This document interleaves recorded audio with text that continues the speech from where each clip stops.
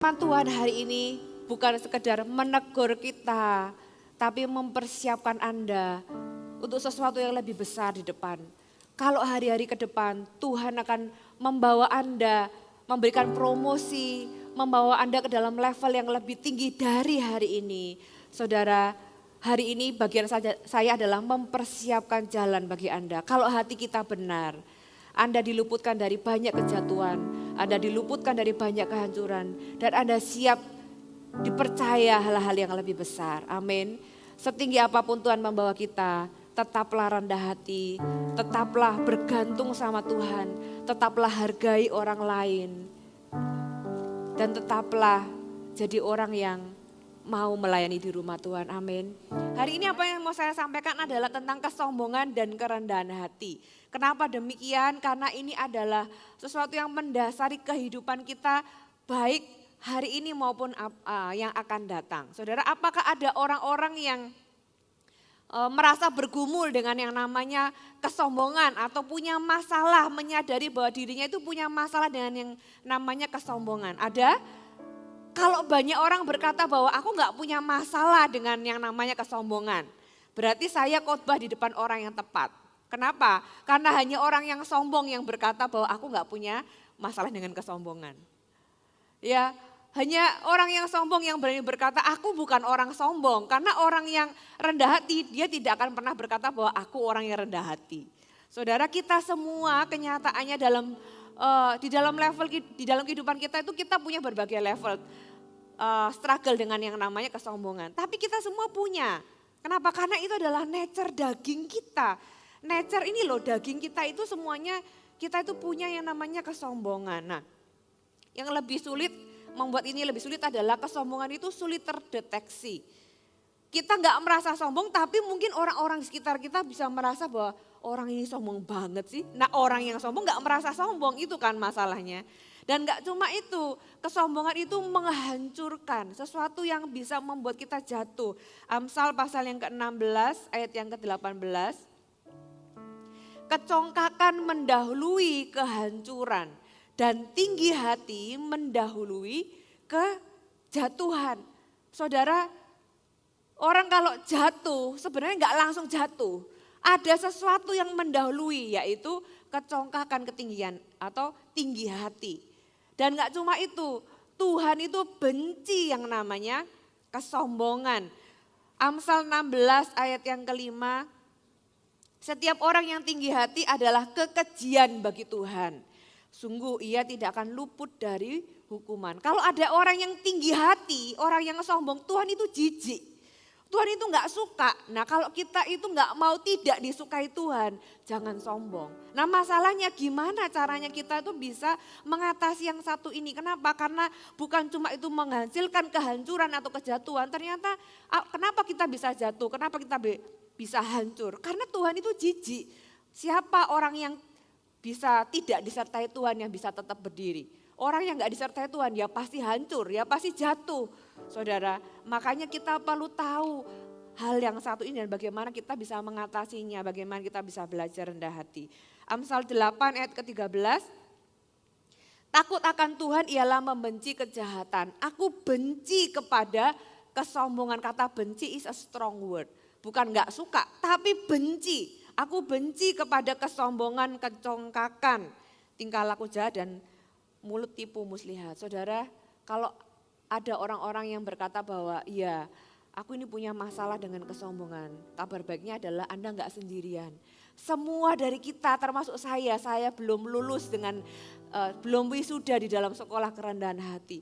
Kenapa? Selama saya masih hidup saya harus berusaha dengan sengaja melawan nature dari daging ini, yaitu kesombongan. Kita harus dengan sengaja melawan arus, yaitu untuk belajar rendah hati. Nah, saudara, dalam hubungan pernikahan seringkali pertengkaran itu seputar kalau enggak antara harapan dan kenyataan yang ada jurang perbedaan.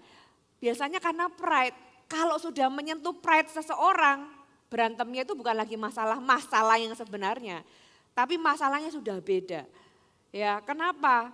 Karena sudah menyentuh ego, sudah menyentuh kesombongan. Di dalam Alkitab pun banyak cerita-cerita di mana orang itu juga jatuh, konflik dan sebagainya karena masalah kesombongan. Kenapa sih manusia itu sombong? Karena itulah dosa dari awal mulanya Adam dan Hawa. Ya, sombong dengan bangga itu dua hal yang berbeda ya saudara ya. Sombong itu beda dengan bangga. Kita boleh enggak bangga terhadap diri sendiri? Kalau Anda punya pencapaian, boleh enggak aku ini bangga? Boleh. Bangga itu enggak salah. Anak Anda melakukan sesuatu yang mulia, ya, yang membanggakan, jadi juara gitu misalnya. Anda bangga, boleh enggak? Boleh, bangga itu enggak salah. Tapi menjadi salah ketika karena hal itu kita merendahkan orang lain. Nah itu sudah sombong. Ya, bangga boleh, tapi ketika kita menganggap lebih tinggi dan kemudian gara-gara apa yang kita banggakan itu, kita merasa punya hak merendahkan orang lain, kita sudah jatuh di dalam kesombongan. Nah, saudara, Adam dan Hawa itu kayak gitu. Apa yang dimulai dari awal, Tuhan berkata ada buah pengetahuan yang baik dan yang jahat gak boleh dimakan. Pohon itu ada di tengah-tengah taman. Adam dan Hawa itu pastilah berkali-kali lewat pohon itu. Berapa tahun mereka itu, berapa puluh, berapa ratus tahun mereka itu melewati pohon itu gak tertarik tuh makan buah pengetahuan itu. Dia tahu Tuhan gak boleh, mereka tahu itu dilarang Tuhan. Mereka bolak-balik lewat gak tertarik sampai si ular itu menyentuh perut mereka. Ya, ular itu berkata apa sih? Ular itu berkata bahwa kalau kamu makan buah ini, kamu akan menjadi seperti Allah. Kamu gak perlu lagi bergantung kepada Tuhan, kamu bisa jadi Allah. Kamu akan menjadi seperti Allah. Ya, kesombongan adalah ketika kita itu gak perlu lagi merasa butuh Tuhan. Ya, kita menjadi Tuhan untuk diri kita sendiri. Saudara, ketika pride itu disentuh, ada Hawa, makanlah itu si buah pengetahuan yang baik dan yang jahat. Kesalahannya apakah karena makan aja? Ya, makan itu melanggar apa yang Tuhan perintahkan. Tapi kenapa dia makan? Ya karena pride-nya itu disentuh. Saudara, kalau iklan yang paling menjual kan ketika kita jualan pride. Saudara, kalau Anda jual barang, ya jualah pride. Kalau cuma jual kelebihan barang, oke gitu ya, bisa laku. Tapi kalau Anda bisa berikan seseorang itu pride, barang Anda pasti sangat laku. Kalau Anda beli sesuatu, orang beli sebuah barang lah, barang mahal, itu kan bukan beli fungsi kan. Sama-sama tas, yang satu 50.000, yang satu 500 juta contohnya. Fungsinya sama kok. Kenapa orang beli mahal? Ya karena barang itu iklannya jual pride. Kita beli apa? Kita beli pride. Aku pakai itu punya pride. Kenapa? Karena manusia memang butuh pride. Itulah daging kita. Sama-sama mobil, sama-sama alat transportasi, yang satu hanya harganya 100 juta, yang satu harganya 100 miliar misalnya. Sama-sama bisa mengantar kita dari satu tempat ke tempat yang lain. Tapi apa yang dibeli? Apakah alat transportasi? Sama-sama kok, kenapa beli yang mahal? Karena kita beli pride. Kenapa bisa beli pride? Karena perusahaan itu jual, yang ditawarkan itu bukan fungsi, tapi pride. Apakah salah memberi barang mahal? Tidak salah, sekali lagi, selama itu tidak memberikan Anda hak merendahkan orang yang tidak punya seperti apa yang Anda punya. Nah, saya memberikan Anda 3 contoh manifestasi kesombongan yang common, yang seringkali kita itu bisa miliki. Yang pertama, merasa lebih baik dan merendahkan orang lain. Kita buka sama-sama di Lukas pasal yang ke-18, ayat yang ke-9 sampai ayat yang ke-14. Dan kepada beberapa orang yang menganggap dirinya benar dan memandang rendah semua orang lain. Ini Tuhan itu langsung directly ya di ayat pertama. Yesus mengatakan perumpamaan ini. Ada 2 orang pergi ke bait Allah untuk berdoa. Ternyata di dalam rumah Tuhan juga bisa sombong loh. Yang seorang adalah orang Farisi dan yang lain pemungut cukai. Orang Farisi itu berdiri dan berdoa dalam hatinya. Siapa orang Farisi? Orang Farisi itu tokoh agama.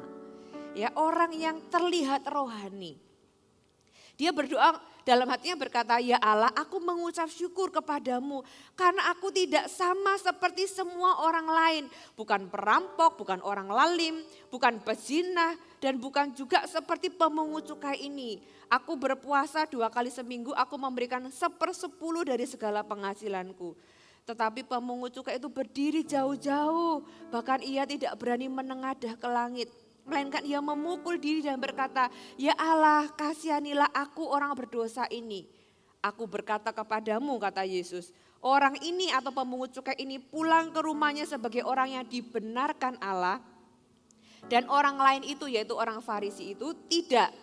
Sebab barang siapa meninggikan diri, ia akan direndahkan. Dan barang siapa merendahkan diri, ia akan ditinggikan." Saudara, bahkan aktivitas rohani tidak boleh membuat kita juga membuat jadi sombong. Orang ini dikatakan dia datang untuk berdoa. Tapi itu ngomong tentang sikap hati. Kalau Anda duduk di sebelah seseorang, misalnya orang itu penuh dengan tato gitu ya. Konotasinya apa? Gak apa-apa. Oh, apakah berdosa? Saudara, itu lain topik. Tapi bagaimana kita itu melihat mereka, itu adalah sikap hati kita. Dan dikatakan di sini mereka orang Farisi itu enggak ngomong loh di dalam mulutnya, di dalam hati. Kesombongan itu sesuatu yang enggak kelihatan kadang-kadang, tapi Tuhan bisa melihat hati. Dia berkata, "Aku enggak kayak orang itu." Saudara, orang yang merasa rohani dan merasa lebih rohani dari orang lain, itu malah bukan orang yang rohani. Orang yang rohani itu biasanya malah merasa tidak rohani. Kalau orang itu merasa aku lebih rohani, sebenarnya dia sedang tidak rohani. Saudara, kita tidak boleh meninggikan diri atau merendahkan orang lain. Ya mungkin beberapa dari kita merasa, aku gak kayak gitu kok. Aku gak seperti itu gitu ya. Aku gak merasa lebih benar, aku gak merasa lebih baik. Tapi seringkali sikap tinggi hati itu termanifestasi lewat apa? Suka mengkritik, spirit yang suka mengkritik. Apa-apa dikritik gitu ya, ini kurang dikritik itu dan sebagainya, kok gak begini, kok gak begitu. Saya bisa bilang begitu kenapa? Karena saya juga dulu belajar saudara.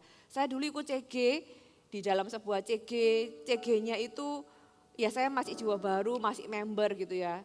Saudara tahu kalau sudah ikut CG ada PAW-nya kita memuji Tuhan, kita menyembah Tuhan, kemudian CGL-nya menyampaikan firman, setelah itu CGL akan berkata, siapa yang mau sharing silahkan, kita semua langsung menunduk dan mengheningkan cipta gitu ya. Gak ada yang berani sharing, terus saya itu karena jiwa baru masih beberapa kali ikut CG, tertanam tapi masih belum. Tapi saya pikir kok CG kok kayak gini sih, terus saya komplain gitu ya, mengkritik. Saya bilang kepada coach saya, kebetulan kita pergi bersama, saya bilang CG ku tuh gak asik. Ya, kita bisa ngomong apapun, saya waktu itu ngomong CG ku gak asik. Semua orang diem, CG ku itu dingin, CG ku itu gak menarik gitu ya. Terus coach saya bilang, menjawab saya, "Kenapa gak mulai dari kamu aja Lena?" Saya langsung dalam hati tertohok gitu ya saudara ya. Iya ya, saya ini cuma bisa mengkritik padahal saya bisa jadi solusi. Dari situ saya tahu betapa sombongnya saya. Setelah itu saya daripada mengkritik, saya lebih baik menjadi solusi, saya belajar. Saudara, saya belajar dari hari ke hari. Belum sempurna, masih jauh dari sempurna. Tapi sekolah kerendahan hati itu membuat saya terus belajar dan menjagai saya dari yang namanya kehancuran. Yang kedua, tipe kesombongan yang kedua, yang berkata bahwa saya bisa mengatasi sendiri. Ada orang-orang itu yang suka nolong orang lain, suka memberi, tapi sulit menerima pertolongan atau pemberian dari orang lain. Ada orang-orang yang tipe seperti ini. Ada orang-orang yang bergumul terhadap mungkin di dalam pernikahannya, di dalam pekerjaannya, di dalam banyak hal. Tapi sulit untuk minta tolong orang lain karena takut terlihat buruk, takut terlihat lemah. Disinilah kita bisa tahu bahwa minder sama sombong itu sama aja sebenarnya. Orang kalau minder itu merasa lemah, tidak berharga, tidak mampu gitu ya, rendah. Dia lupa kalau ada saudara seiman yang bisa menolong dia. Dia lupa kalau ada Tuhan yang bisa angkat dia. Nah kalau sombong itu sebenarnya sisi sebaliknya, satu koin cuma beda sisi aja. Yang satu tuh sisi denialnya kalau sombong itu. Dia denial sehingga dia merasa aku gak butuh orang lain. Aku bisa handle it by myself gitu ya. Aku gak butuh orang lain, bahkan aku gak butuh Tuhan. Makanya orang sombong itu salah satu cirinya apa? Jarang berdoa. Kenapa? Ya karena gak butuh Tuhan, buat apa berdoa gitu kan. Paling doanya doa makan itu pun kalau ingat. Saudara kita perlu belajar yang namanya rendah hati. Amin. Kalau Anda selama ini takut atau bukan takut ya, malu minta pertolongan. Itulah yang mungkin membuat Anda itu berputar, putar-putar. Padahal pertolongan Anda itu sejauh kerendahan hati Anda. Kalau selama ini Anda malu minta pertolongan sedangkan pernikahan Anda bermasalah, mungkin pekerjaan Anda bermasalah, datangi leader Anda, minta didoakan, minta nasihat, minta pertolongan saudara. Karena ada berkat di balik kerendahan hati. Ya, yang ketiga, kalau ada orang-orang yang berkata, aku bukan orang yang suka merendahkan orang lain. Aku nggak merasa lebih benar kok, I'm fine. Aku tahulah kita semua sama-sama orang berdosa gitu ya. Aku juga bukan tipikal orang yang malu untuk minta pertolongan orang lain. Jadi sebenarnya khotbah ini nggak relevan buat saya. Lah itulah poin yang ketiga. Itulah kesombongan yang ketiga. Orang yang merasa ini firman nggak berlaku untukku. Poin yang ketiga, kesombongan yang ketiga adalah itu gak berlaku bagi saya. Matius 26 ayat yang ke-33 sampai ayat yang ke-35, ini contohnya ya. Petrus menjawab Yesus. Biarpun mereka semua tergoncang imannya karena engkau, aku sekali-sekali tidak. Orang lain boleh kayak gitu, tapi aku enggak gitu ya. Itu contoh orang lain, itu firman buat suamiku tuh sombong banget. Itu firman untuk istriku, istriku tuh sombong banget. Firman itu buat temenku, itu bukan buat aku. Nah itulah kesombongan kita gitu ya. That's the point gitu. Nah Petrus ini juga sama, biarpun mereka semua tergoncang imannya, itu tidak berlaku untukku. Aku cukup kuat kok. Aku fine gitu ya. Yesus berkata kepadanya, aku berkata kepadamu sesungguhnya malam ini sebelum ayam berkokok engkau telah menyangkal aku 3 kali. Petrus masih jawab. Kata Petrus kepadanya, sekalipun aku harus mati bersama-sama dengan engkau, aku gak akan menyangkal engkau. Kita tahu kan akhirnya apa? Petrus nyangkal Yesus kok 3 kali. Saudara, Daud 1 kali dari tahun ke tahun seorang raja itu firman Tuhan katakan di awal tahun raja itu harus turun untuk berperang. Tapi ketika Daud itu sudah settle gitu ya, pemerintahnya sudah Israel sudah aman, dia sudah settle. Daud 1 kali berkata, aku gak ikut perang, kamu aja yang perang. Ya, I am above the law, aku sudah di atas hukum. Aku sudah dengan posisinya dia merasa cukup tinggi gitu ya. I am above the law, itu hukum tidak lagi berlaku untuk saya. Udah kamu perang aja, dia merasa panglimanya aja cukup kok, aku gak perlu turun tangan. Saudara tahu kan kelanjutan cerita ini? Daud itu tidak pernah berencana untuk berzina. Daud tidak pernah berencana membunuh. Daud tidak pernah berencana menghancurkan keluarganya. Apakah dosa Daud itu karena dia jalan-jalan di atas sotoh dan melihat perempuan lagi mandi? Bukan itu. Kenapa Daud berjalan-jalan di atas sotoh? Itulah dosanya ketika dia merasa sudah above the law. Itulah yang membuat kehancurannya saudara. Makanya we never know, kalau Anda bisa luput dari yang satu ini, dari kesombongan, Anda sebenarnya sedang meluputkan diri dari banyak kehancuran dan kejatuhan. Dosanya Daud itu bukan karena dia jalan-jalan di atas sotoh, tapi ketika dia tidak mau pergi berperang, karena dia meninggikan dirinya di atas hukum Tuhan. Dengan semua yang dia tidak pernah rencanakan, kita gak pernah tahu kehancuran kita, apa yang terjadi ketika kita mulai sombong. Daud pada sisa hidupnya, keluarganya hancur, anaknya mati, dia membunuh Uria, dia berzina. Apakah dia merencanakannya? Dia tidak merencanakannya, tapi benar kata firman Tuhan bahwa kesombongan itu adalah awal dari kejatuhan. Bahwa kecokakan hati, tinggi hati itu menuju kepada kehancuran. Saudara, semakin tinggi posisi kita harus lebih berhati-hati. Ya. Kalau ada orang yang berkata ketika kita sudah melakukan sebuah kesalahan, enggak apa-apalah, toh semua orang juga melakukannya, toh dosa ini enggak merugikan siapapun. Ketika kita sudah berusaha merasionalisasi dosa gitu ya, enggak apa-apa, toh ini enggak mengubah apapun. Saudara, kesombongan selalu menjauhkan kita dari pertobatan. Tapi kerendahan hati berkata sebaliknya, aku tahu mungkin ini enggak merugikan siapa-siapa. Aku tahu mungkin banyak orang melakukannya. Tapi itu tetap tidak membenarkan perbuatanku. Tuhan ampuni aku dan tolong aku supaya aku tidak melakukannya lagi. Saudara, itu adalah sifat atau sikap kerendahan hati.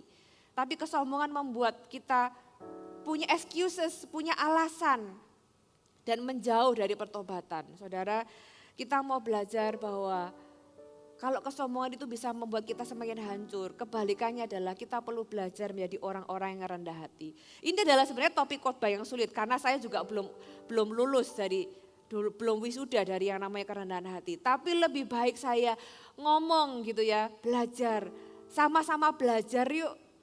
Supaya ketika Tuhan itu mau mengangkat Anda tinggi, Anda dijauhkan, dijagai dari yang namanya kehancuran.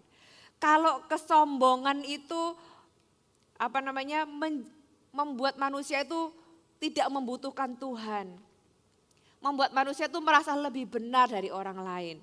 Kerendahan hati adalah mengakui bahwa Tuhan adalah Tuhan dan kita bukanlah Tuhan. Kerendahan hati adalah mengakui bahwa kita adalah manusia yang butuh Tuhan. Saudara, manusia itu selama bisa mati, kita itu sebenarnya gak punya alasan kok untuk sombong. Kita tuh sombong itu sombong apa sih?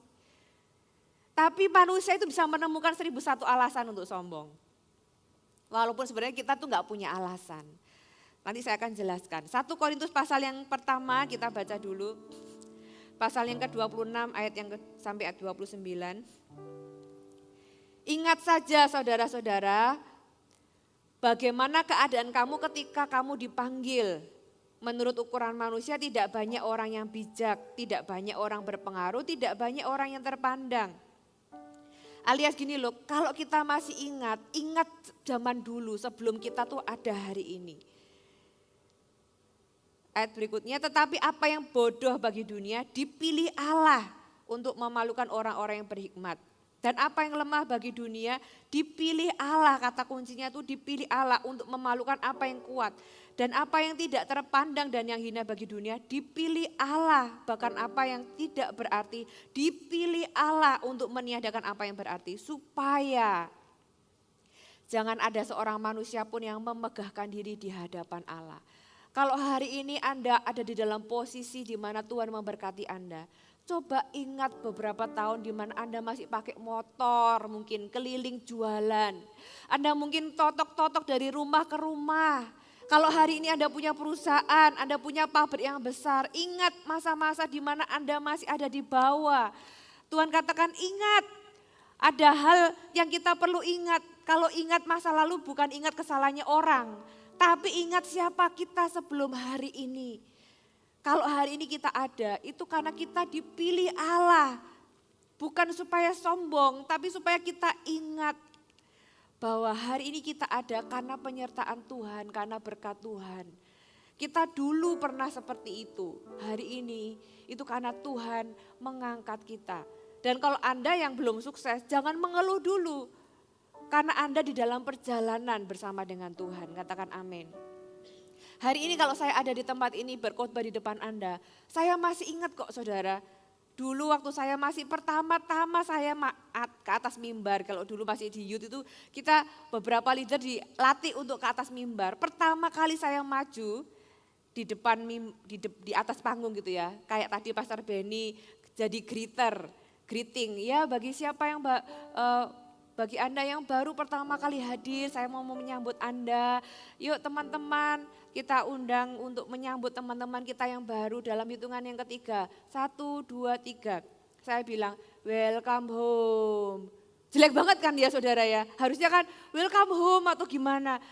Saya masih ingat itu kejadian itu, saya pakai baju hijau, tangan pendek.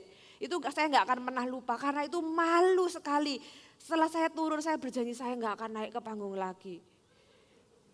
Pemimpin saya yang nyuruh saya juga berkata bahwa Lena jangan naik ke panggung lagi gitu ya. Jadi kita sama-sama nggak mau, sama-sama putus asa gitu ya. Saya putus asa sama diri saya sendiri, pemimpin saya juga sudahlah jangan naik ke panggung lagi gitu ya. Kalau saya ingat itu saudara, hari ini saya nggak bisa bangga. Itu bukan karena kecakapan saya, karena saya tahu kok siapa saya. Saya tahu saya nggak bisa. Tapi hari ini saya ada di sini belum terlalu bagus gimana dan nggak seperti pendeta-pendeta hebat lainnya. Tapi at least saya itu bertumbuh dan saya tahu itu karena Tuhan kasih kepercayaan dan kesempatan demi kesempatan. Saya nggak bisa bangga. Kalau Anda ingat di masa lalu, siapakah kita? Kita ini nggak terpandang, dikatakan bodoh, kemudian lemah, tidak terpandang, hina, tidak berarti gitu ya. Tapi kita tuh dipilih Tuhan, diangkat Tuhan di posisi kita masing-masing. Dan kita masih on the way. Saya mempersiapkan Anda untuk berkat-berkat yang akan datang. Supaya Anda siap untuk dibawa Tuhan naik lebih tinggi, amin. Nah saudara, kita harus belajar bersandar sama Tuhan, belajar rendah hati. Saya mau ajarkan ada 4 sikap rendah hati yang kita perlu praktekkan dalam kehidupan kita sehari-hari. Yang pertama, tidak mengambil kemuliaan bagi diri sendiri. Ya, tidak cari muka, nggak cari pujian, nggak cari pengakuan, apalagi di dalam gereja. Kita buka di Kisah Para Rasul 5, ayat yang pertama sampai ayat yang keempat. Ada seorang yang lain yang bernama Ananias. Sudah tahu cerita ini, ia beserta istrinya Safira menjual sebidang tanah. Dengan setahu istrinya, ia menahan sebagian dari hasil penjualan itu dan sebagian lain dibawa dan diletakkannya di depan kaki rasul-rasul. Tetapi Petrus berkata, Ananias, mengapa hatimu dikuasai iblis sehingga engkau mendustai Roh Kudus dan menahan sebagian dari hasil penjualan tanah itu? Selama tanah itu tidak dijual, bukankah itu tetap kepunyaanmu? Maksudnya Tuhan kan gak minta itu dijual gitu kan. Kamu jual apa gak jual kan gak masalah gitu. Itu tetap kepunyaanmu dan setelah dijual bukankah hasilnya itu tetap dalam kuasamu. Mengapa engkau merencanakan perbuatan itu dalam hatimu? Engkau bukan mendustai manusia tetapi mendustai Allah. Apa kesalahan Ananias dan Safira? Apakah hanya karena mereka berbohong? Kalau hanya karena mereka berbohong dan karena itu mereka mati, kita semua sudah mati ini di sini. Karena kita semua pasti pernah berbohong. Tapi kenapa mereka berbohong itu yang lebih penting. Apa yang membuat mereka tuh sampai bohong? Ada di ayat Kisah Para Rasul 4 ayat yang ke-36 sampai 37. Jadi di ayat yang pertama tadi kan diawali dengan kalimat ada seorang yang lain bernama Ananias. Berarti ada yang lain lagi sebelumnya. Ayat 36 pasal 4, demikian pula dengan Yusuf yang oleh rasul-rasul disebut Barnabas, artinya anak penghiburan, seorang Lewi dari Siprus. Ia menjual ladangnya. Jadi sebelum cerita Ananias ini ada orang lain yang menjual ladang miliknya lalu membawa uangnya itu dan meletakkannya di depan kaki rasul-rasul. Dan perbuatan ini dipuji, terlihat mulia, diakui banyak orang. Ananias dan Safira menginginkan kemuliaannya. Wah, ternyata orang yang memberikan penjualan ladangnya itu diakui ya. Wih, dipuji-puji gitu ya. Kita jual juga yuk ladang kita supaya kita juga dapat pujian yang sama gitu loh kira-kira ceritanya. Dan yang lebih menarik lagi adalah sebenarnya dijual gak dijual kan terserah. Tapi mereka itu menjual dengan tujuan bukan untuk menyumbang sebenarnya. Tapi untuk cari pujian bagi dirinya sendiri. Kalau misalnya hanya untuk menyumbang gitu ya, memberi, kan gak masalah mau dikasih semuanya, mau sebagian, ngapain kok harus berbohong. Misalnya tanah itu terjual 1 miliar, diberikan kepada rasul-rasul 500 juta misalnya. Kenapa dia harus berbohong? Oh ini semuanya dari hasil penjualan. Kan misalnya dia bilang sebagian kan gak masalah kan. Kenapa dia harus berbohong dan berkata bahwa ini tuh semuanya loh. Ya karena apa? Karena supaya terlihat mulia, aku berikan semuanya. Jadi bukan sekedar karena berbohong, tapi karena ingin mencuri kemuliaan bagi dirinya sendiri. Jadi motivasi di balik berbohong itulah yang lebih penting di hadapan Tuhan. Makanya mereka itu langsung mati di tempat. Saudara, kesombongan itu ketika kita itu ingin memuliakan diri sendiri. Sedangkan rendah hati itu senang ketika Tuhan yang dapat kemuliaan. Saudara, manusia ini aneh ya. Kalau orang itu berbuat jahat, dia itu takut ketahuan. Tapi kalau orang itu berbuat baik, dia itu takut tidak ketahuan. Ya, kalau orang itu berbuat jahat, dia nggak mau semua orang tahu. Tapi kalau dia berbuat baik, dia mau semua orang tahu. Padahal sebaliknya loh firman Tuhan ngajari, kalau kita itu melakukan dosa, Tuhan malah suruh kita tuh mengaku supaya kita sembuh. Bawa di dalam terang supaya kita dipulihkan. Tapi kalau kita berbuat baik, kalau kita berbuat sedekah, Tuhan bilang tutup mulut. Kalau tangan kananmu memberi, tangan kirimu gak perlu tahu, gak perlu bilang ke tempat lain bahwa tangan kananku memberi loh gitu loh. Saudara, itu yang Tuhan ajarkan. Jadi sikap rendah hati salah satunya ketika kita praktekkan adalah kita tidak mencari kemuliaan bagi diri sendiri. Saudara, dan saya bangga terhadap jemaat di Gereja Muara Saron. Ada orang-orang yang memberi gitu ya. Satu kali ketika di Gereja Muara Saron di Kelapa Gading kan kita buka ya. Kita nggak biasa menyediakan kayak makan siang dan sebagainya. Tapi ada salah satu jemaat itu yang nyumbang gitu. Dia berkata, aku mau memberi makan siang buat semua volunteernya. Waktu itu ada acara grand opening. Kemudian dia berkata, tapi jangan bilang-bilang ya, jangan ada yang tahu kalau aku yang kasih. Aku nggak mau orang lain tahu. Saya itu tepuk tangan, saya bangga dengan jemaat seperti ini. Dan itulah DNA kita di Gereja Muara Saron. Di Gereja Muara Saron kita nggak perlu pencitraan. Kenapa? Karena kita lebih baik dapat reward dari Tuhan. Katakan amin. Bukan pujian yang kita cari, bukan pengakuan dari manusia. Orang yang rendah hati itu tidak merasa rugi kalau dia tidak diakui. Tapi orang yang rendah hati itu senang ketika dia tahu bahwa kemuliaan itu bukan punyaku tapi punya Tuhan. Amin. Kita mau belajar praktekkan itu dalam kehidupan kita sehari-hari. Supaya ketika kemuliaan itu kita berikan kepada yang punya, Tuhanlah yang mengangkat kita. Karena Tuhan katakan siapa orang yang merendahkan diri, Tuhanlah yang akan meninggikan.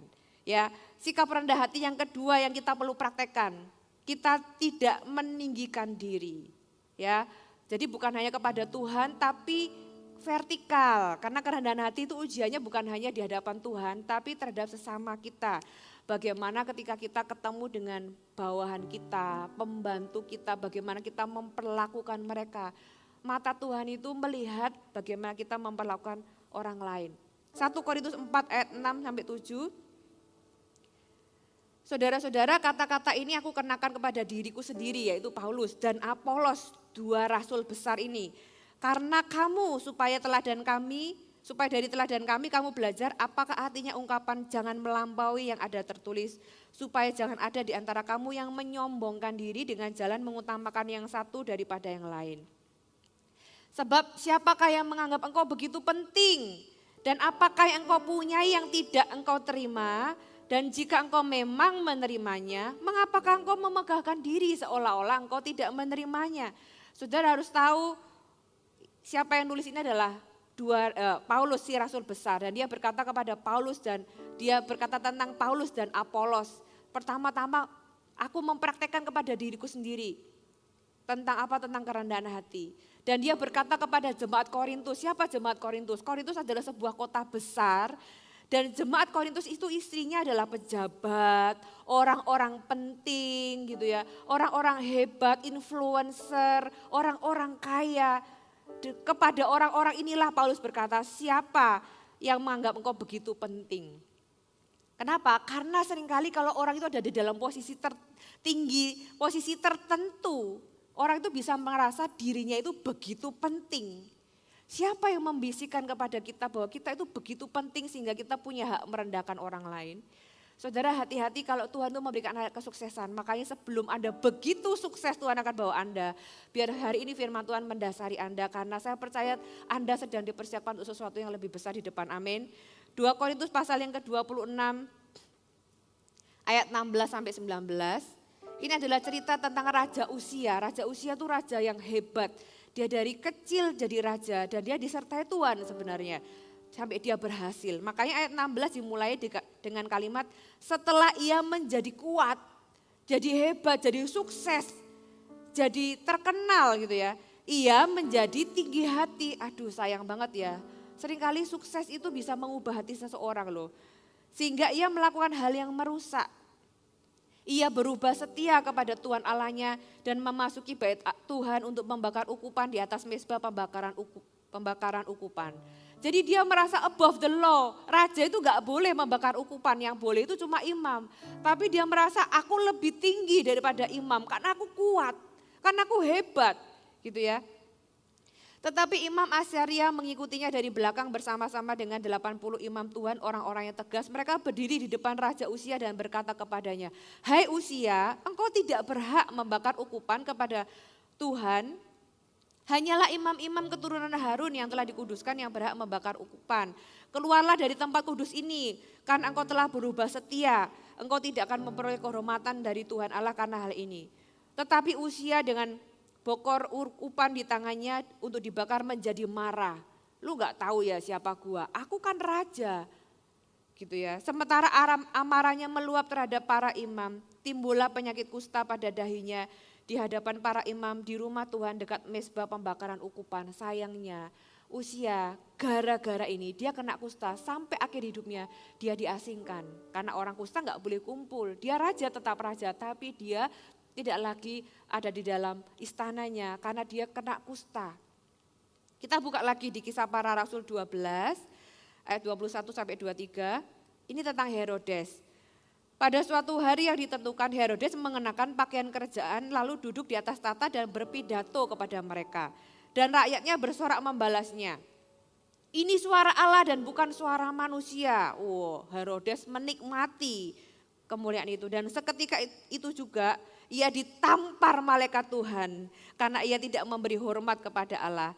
Ia mati dimakan cacing-cacing. Saudara ingat, selama masih ada Tuhan, selama kita hidup, kita ini cuma manusia dan kita itu punya Tuhan. Dan Tuhan itu bisa meninggikan dan merendahkan siapapun yang dia mau.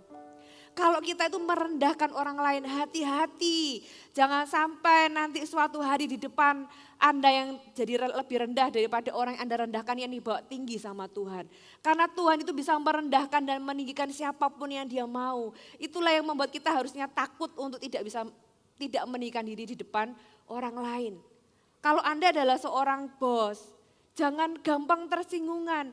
Anda dihormati di kantor Anda, ketika Anda pergi ke sebuah tempat misalnya, Anda dibentak sama tukang parkir karena Anda salah parkir.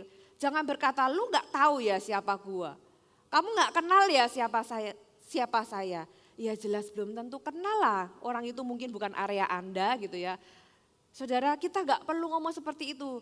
Saya minta jemaat GMS jangan sampai itu keluar dari mulut kita. "Lu gak tahu siapa gua, lu gak kenal ya siapa saya," gitu ya.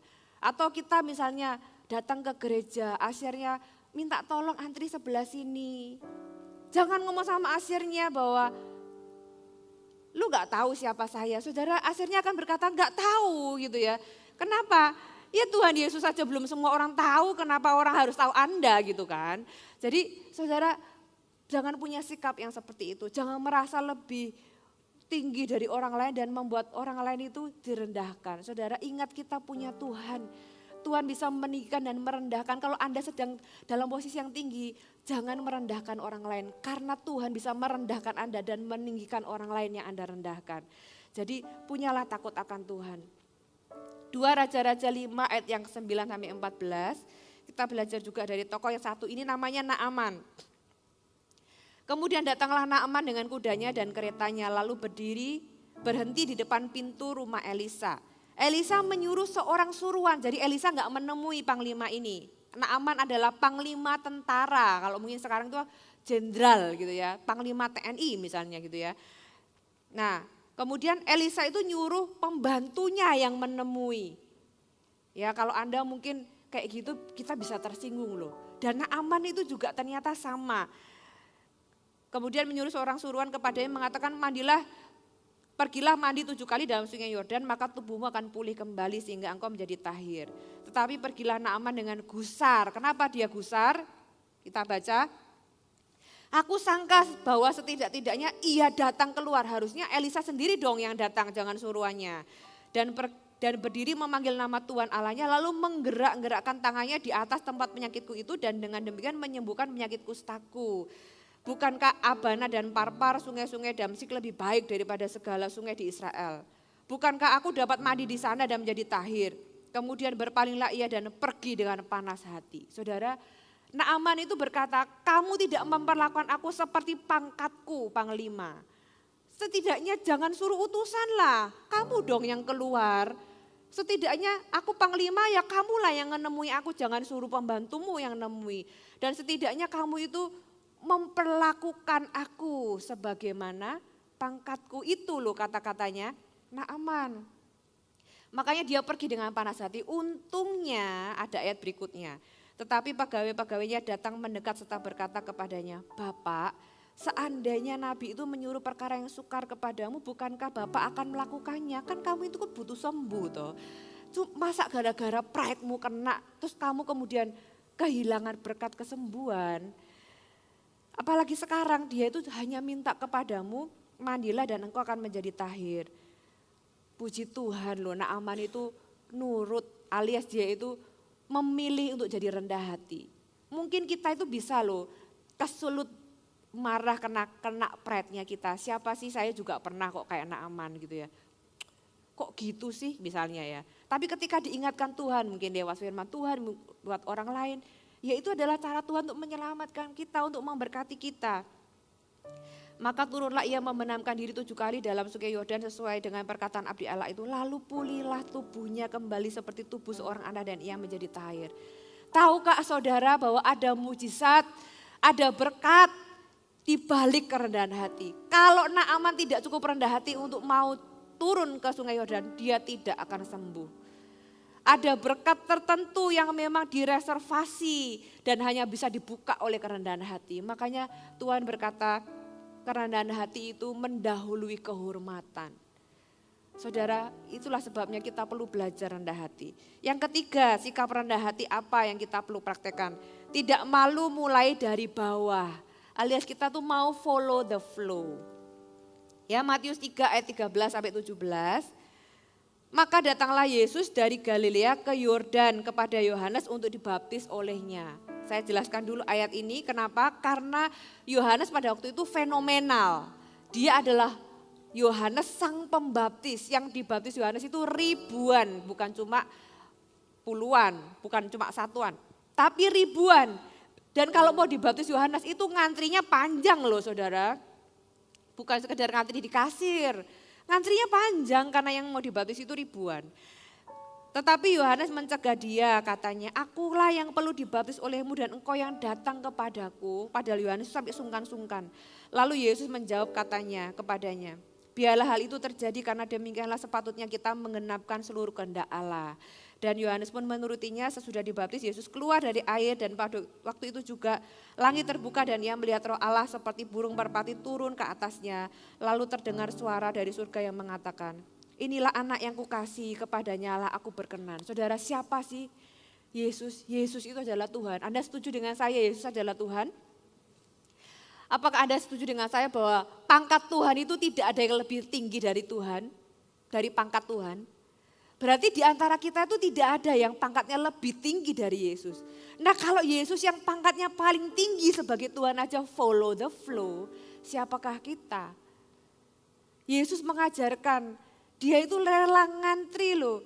Bahkan Yohanes pun aja sampai sungkan sama Yesus. Yesus kok malah kamu yang minta tak baptis, harusnya aku yang dibaptis. Itu pun Tuhan berkata, jangan sungkan Yohanes, memang sudah seharusnya. Yesus itu gak pakai jubah kealahannya, tapi dia dengan rendah hati follow the flow.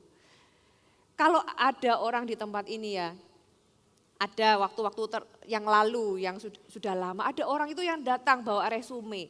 Saya bisa khotbah loh Bu Lena, saya itu sudah mimpin WL di mana-mana, saya itu sudah khotbah di banyak gereja gitu ya. Saya itu sekolah Alkitab, bahkan mungkin STH, MTH gitu ya. Saya enggak ingat siapa orangnya, tapi itu pernah terjadi suatu hari yang lalu, bertahun-tahun yang lalu gitu ya. Apakah saya bisa langsung melayani di GMS dengan resume saya bilang di GMS itu kalau orang mau melayani dia harus ikut CG, ya kan, follow the flow, jadi member, komitmen dulu, ikut MSJ 1, ikut MSJ 2 gitu ya. Lah MSJ 1, materinya itu sudah di luar kepala kalau buat saya. Bahkan saya bisa mengajar lebih baik daripada pengajar MSJ 1, luar biasa ya saudara ya. Saudara, kalau ada orang seperti itu saya akan jawab, lah that's the point. Kalau Anda memang sudah lebih pintar dari pengajarnya, berarti Anda harusnya lebih rendah hati. Karena ini bukan masalah materi yang diajarkan, tapi bagaimana sikap kita di dalam kita mengikuti apa yang kita harus ikuti. Kalau pengetahuan itu membuat kita merasa lebih rohani, pengetahuan itu merasa kita lebih baik dan lebih benar dari orang lain, berarti pengetahuan itu malah adalah sesuatu yang buruk. Harusnya kita itu seperti padi, semakin berisi semakin menunduk. Semakin pintar kita semakin rendah hati, katakan amin. Saudara, seperti Yesus mengajarkan, we have to follow the flow. Amin. Yang terakhir, sikap rendah hati apa yang kita perlu praktekkan? Kita datang untuk melayani dan bukan untuk dilayani. Kita buka di Markus pasal yang ke-10 ayat yang ketiga. Ayat yang ke-43 sampai ayat yang ke-45. Tidaklah demikian di antara kamu. Barang siapa ingin menjadi besar di antara kamu, hendaklah ia menjadi pelayanmu. Dan barang siapa ingin menjadi yang terkemuka di antara kamu, siapa sih yang gak ingin jadi terkemuka, tapi Tuhan kasih jalannya. Hendaklah ia menjadi hamba untuk semuanya. Karena anak manusia juga datang bukan untuk dilayani, melainkan untuk melayani dan memberikan nyawanya bagi tebusan bagi banyak orang. Saudara, Tuhan memberikan kita sebuah jalan. Kalau Anda mau naik, jalannya itu lewat bawah. Kalau kita itu mau ada di atas, ternyata Tuhan itu kasih kita jalan yang tepat. Yang bisa meninggikan kita itu Tuhan. Bagian kita adalah kita itu belajar rendah hati. Ada waktunya Tuhan akan tinggikan kita, katakan amin.